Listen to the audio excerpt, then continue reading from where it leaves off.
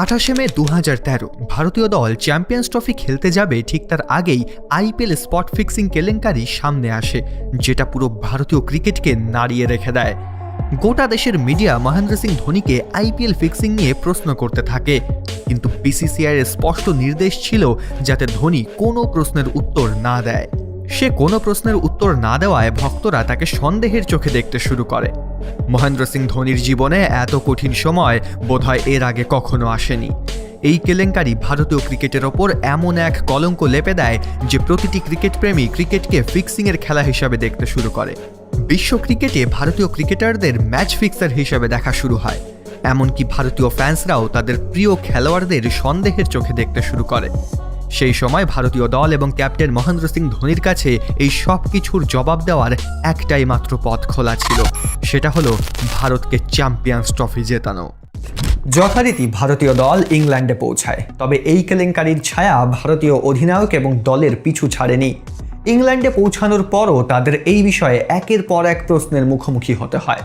পরিস্থিতি এমন জায়গায় পৌঁছে যায় যে আইসিসি এই চ্যাম্পিয়ন্স ট্রফিতে ভারতীয় খেলোয়াড়দের প্রতি এতটাই কঠোর ছিল যে তারা প্রতিটি ভারতীয় খেলোয়াড়ের ওপর তীক্ষ্ণ নজর রাখছিল। তাদের ফোন ট্যাপ করা হচ্ছিল, এমনকি প্রত্যেকটা মুভমেন্ট ক্যাপচার করা হচ্ছিল। কিন্তু এই সব কিছুর পরেও মহেন্দ্র সিং ধোনি এবং ইন্ডিয়ান টিম পুরোপুরি চুপ ছিল, কারণ তারা জানতো এই বিষয়ে কিছু কথা বলা মানে সমস্যা আরও জটিল করা। যদি উত্তর দিতেই হয় তাহলে সেটা দিতে হবে খেলার মাঠে। এবার শুরু হয় চ্যাম্পিয়ন্স ট্রফি। এই চ্যাম্পিয়ন্স ট্রফির জন্য দুটি গ্রুপ তৈরি করা হয়েছিল। গ্রুপ এতে ছিল অস্ট্রেলিয়া, শ্রীলঙ্কা, ইংল্যান্ড এবং নিউজিল্যান্ড, আর গ্রুপ বিতে ছিল ভারত, দক্ষিণ আফ্রিকা, পাকিস্তান এবং ওয়েস্ট ইন্ডিজ। প্রতিটি গ্রুপের শীর্ষ দুটি দল সেমিফাইনালে পৌঁছাতো, আর সেমিফাইনালে জয়ী দুটি দল ফাইনাল খেলত। ভারতের প্রথম ম্যাচ ছিল সাউথ আফ্রিকার বিরুদ্ধে, যেখানে ইন্ডিয়ান ক্যাপ্টেন এমএস ধোনি একটা বড় সিদ্ধান্ত নেয়। সে এতদিন ধরে ওপেন করে আসা মুরলী বিজয়ের পরিবর্তে তরুণ রোহিত শর্মাকে ওপেনিং করার সুযোগ দেয়, যে এর আগে 4 নম্বর এবং 5 নম্বর পজিশনে খেলত। রোহিত টিমে চান্স পাবে কিনা সেটাও নিশ্চিত ছিল না, কিন্তু ধোনি তার উপর বিশ্বাস রেখে তাকে ওপেনিং করার সুযোগ দেয়। ধোনির এই দাও সঠিকভাবে কাজ করে এবং দক্ষিণ আফ্রিকার বিরুদ্ধে এই ম্যাচে রোহিত এবং ধাওয়ান একসাথে 127 রানের পার্টনারশিপ করে। ধাওয়ানের 114 এবং রোহিতের 65 রানের দুর্দান্ত ইনিংসের মাধ্যমে ইন্ডিয়া সাউথ আফ্রিকাকে 332 রানের লক্ষ্য দেয়। সাউথ আফ্রিকা এই রান চেস করতে গিয়ে 305 রানেই অল আউট হয়ে যায় এবং ভারত 26 রানে জয়ী হয়ে চ্যাম্পিয়ন্স ট্রফির দুর্দান্ত সূচনা করে। এখন ভারতের পরবর্তী ম্যাচ ছিল ওয়েস্ট ইন্ডিজের বিরুদ্ধে, যেখানে ভারত 8 উইকেটের বিশাল ব্যবধানে জয়ী হয়। এরপর ভারতের গ্রুপ লিগের শেষ ম্যাচ ছিল চিরপ্রতিদ্বন্দ্বী পাকিস্তানের বিরুদ্ধে, যেখানে পাকিস্তান ভারতকে 165 রানের লক্ষ্য দেয়। তারপর বৃষ্টির কারণে ডিএলএস পদ্ধতি অনুযায়ী ভারত এই ম্যাচেও 8 উইকেটের ব্যবধানে জয়লাভ করে। গ্রুপ লিগের সবকটি ম্যাচ জিতে ভারত সেমিফাইনালে প্রবেশ করে।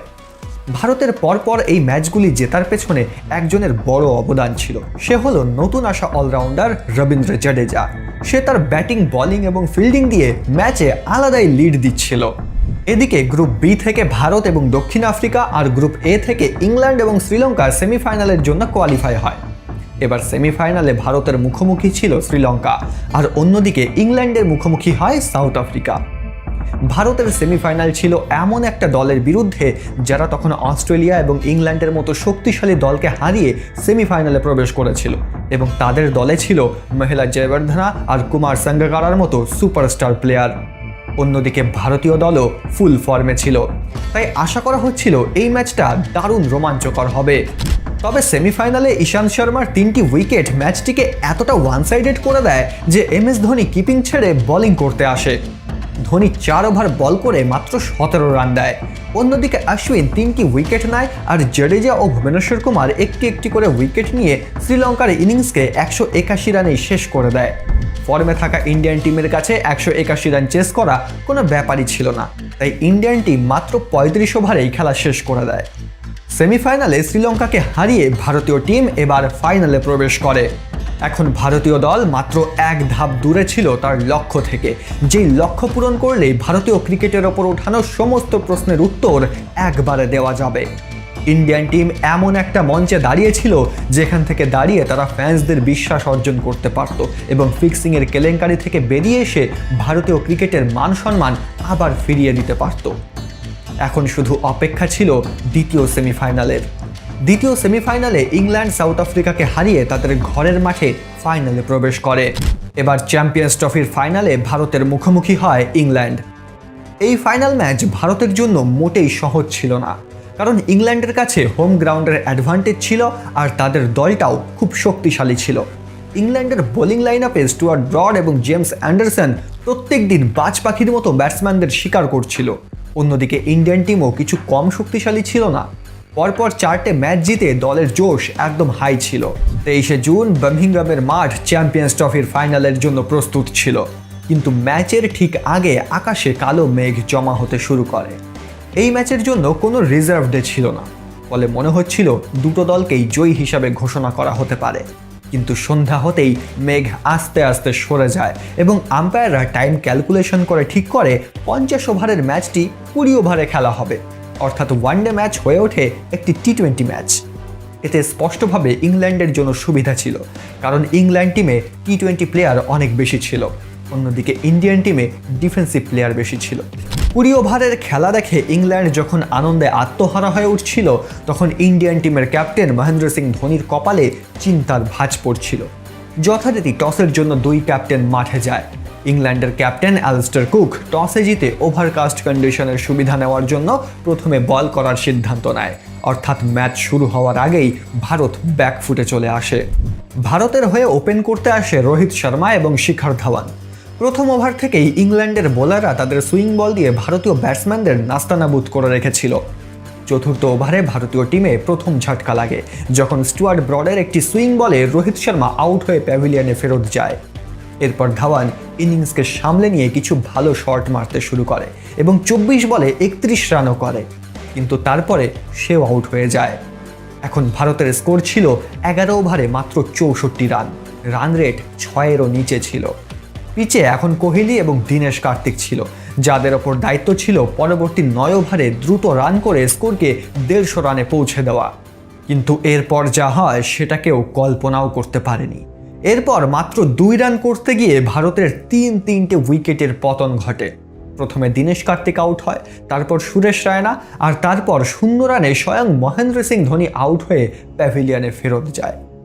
যেখানে 11 ওভারে 64 রানে 2 উইকেট ছিল, সেখানে 14 ওভারে দলের স্কোর দাঁড়ায় 66 রান 5 উইকেটের বিনিময়ে। এখন টিমের কাছে 100 রান পার করাই চ্যালেঞ্জ হয়ে দাঁড়ায়, কিন্তু কোহলির 43 রান এই লক্ষ্য পূরণে সাহায্য করে। 19 নম্বর ওভারে কোহলি আউট হয়ে যায়, তখন ভারতের স্কোর ছিল 113, যেটা মোটেও একটা ভালো স্কোর ছিল না। কিন্তু এরপর রবীন্দ্র জাডেজা, যে এই টুর্নামেন্টে দারুণ ফর্মে ছিল, সে কিছু দুর্দান্ত শট খেলে ভারতের স্কোর 129 রানে পৌঁছে দেয়। এখন ইংল্যান্ডকে এই ম্যাচ জিততে 20 ওভারে মাত্র 130 রান করতে হতো। এই স্বল্প রানের লক্ষ্য দেখে ইংল্যান্ড অত্যন্ত খুশি ছিল, কারণ তাদের কাছে টি20 ব্যাটসম্যানের কমতি ছিল না, তার সাথে হোম গ্রাউন্ডের অ্যাডভান্টেজ এবং স্টেডিয়াম ভর্তি ইংল্যান্ডের দর্শক।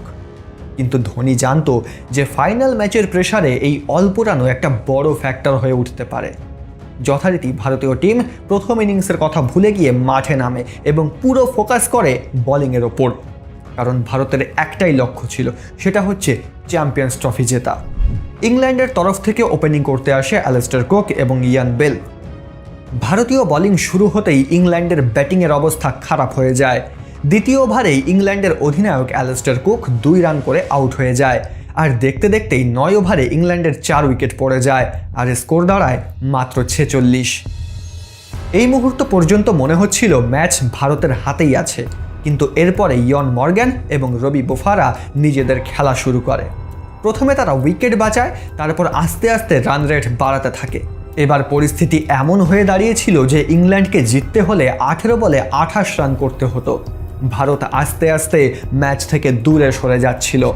এই সময় ক্যাপ্টেন মহেন্দ্র সিং ধোনি ঈশান্ত শর্মার হাতে বল তুলে দেয়, যেটা দেখে কমেন্টেটর থেকে দর্শকরা হতাশ হয়ে পড়ে। তারা কোনো মতেই ধোনির এই সিদ্ধান্ত মেনে নিতে পারছিল না, কারণ ঈশান্ত শর্মা এই ম্যাচে এমনিতেই অনেক রান খেয়ে গিয়েছিল, তাই আবার তাকে বলে টানার কোনো যুক্তিই হয় না।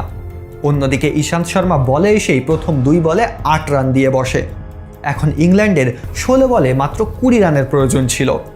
পরিস্থিতি তখন পুরোপুরি ইংল্যান্ডের হাতে চলে যায়। কিন্তু এখানেই আসে গল্পে একটা টুইস্ট। ইশান্ত তার পরবর্তী 2 বলেই মর্গান এবং বোফারাকে আউট করে দেয় এবং তার পরের 2 বলে কেবল 1 রান দিয়ে একটা দুর্দান্ত ওভার শেষ করে। এখন ইংল্যান্ডের জন্য 2 ওভারে 19 রানের প্রয়োজন ছিল। এদিকে উমেশ যাদব এবং ভুবনেশ্বর কুমারের ওভারও বাকি। সবাই মনে করছিল যে 19 নম্বর ওভার ভুবনেশ্বর কুমার করবে আর 20 নম্বর ওভার উমেশ যাদব করবে। কিন্তু সবাইকে চমকে দিয়ে এখানে ধোনি একটা আলাদা খেলা খেলে। ধোনি 19 নম্বর ওভারের জন্য বল তুলে দেয় জাডেজার হাতে। জাডেজাও তার ক্যাপ্টেনের আস্থার সম্পূর্ণ মান রাখে। 19তম ওভারে সে মাত্র 4 রান দেয়।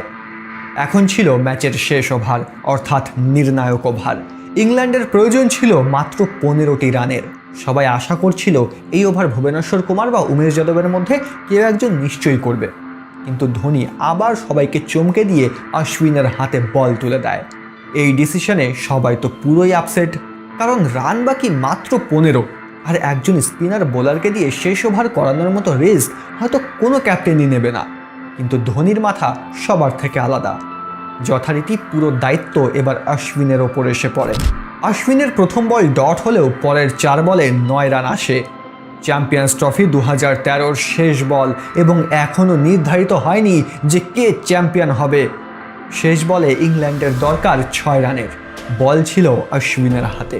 অশ্বিন যেই বলটি ফেললো তখনই কমেন্টেটররা চিৎকার করে বলতে শুরু করলো, Tredwell misses, Dhoni misses, but it doesn't matter, India win the Champions Trophy. এই শব্দগুলো শুনলে আজও গায়ের লোম খাড়া হয়ে ওঠে। সেদিন ধোনি ব্রিগেড 11 বছর পর ইতিহাস রচনা করেছিল চ্যাম্পিয়ন্স ট্রফি জিতে। মুখ্য জবাব দিয়েছিল সেই আইপিএল স্ক্যান্ডেলের প্রশ্নগুলির। এর জন্যই বলা হয় যে ধোনি সবার থেকে আলাদা। বন্ধুরা, আপনারা কি মহেন্দ্র সিং ধোনিকে ক্যাপ্টেন হিসাবে এখনও মিস করেন? কমেন্টে হ্যাঁ বা না লিখে জানান। আর ধোনির বুদ্ধিতে কিভাবে বাংলাদেশ পরাজিত হয়েছিল দেখতে হলে এই ভিডিওতে ক্লিক করুন।